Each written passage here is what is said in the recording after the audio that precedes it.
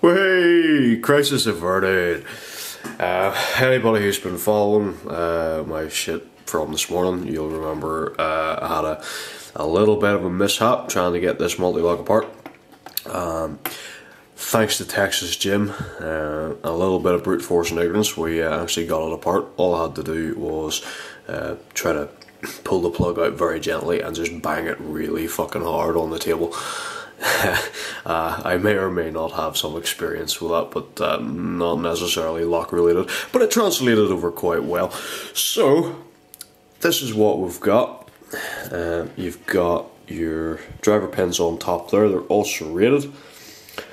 These are the sort of key control pins for the right hand side, which are a passive element. You don't need to pick them. You can see we've got master wafers in 4 of the chambers, just the one on each, and all the key pins are standard. Now what you'll notice, if you're good at spotting patterns, you'll notice something strange about this picture here. That is that pins 2 through to 5, they have no internal pin, whereas pin number 1 does have an internal pin, but that's the only one with no master wafer. Now, I'm not an expert on these, but I would imagine that because of the master wafers in these, you know, there wouldn't really be any sense in having an internal pin in these, you know what I mean, because it wouldn't really do anything. So I would imagine any of these that have a master wafer, pretty much anywhere where there's a master wafer, there won't be an internal pin on the key pin, and vice versa. So pretty much what we're dealing with is we're picking our five serrated drivers there.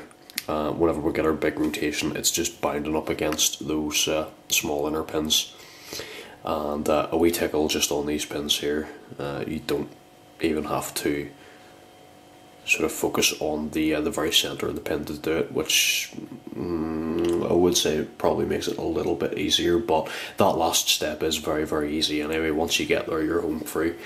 So yeah, it's not as heavily mastered as I expected, so I don't know why that was as easy as it was really. Maybe I'm just having a good day, or I happen to have gotten one with you know, nicer tolerances or what have you, who the fuck knows. Another thing is, I've got this in here ready for getting it back together. You'll see those springs are pretty fucking serious. There's a lot of spring pressure there, and let me see, I'm just looking down the side there. You can kind of see there's the holes in the side for the wee side pins, and they were in chambers 3 and 5. I doubt you'll be able to see, and the key's actually in too far there, but they just go into to this here. So if you have those in the wrong position, even if you do have the correct bitten, otherwise then it's still not going to turn.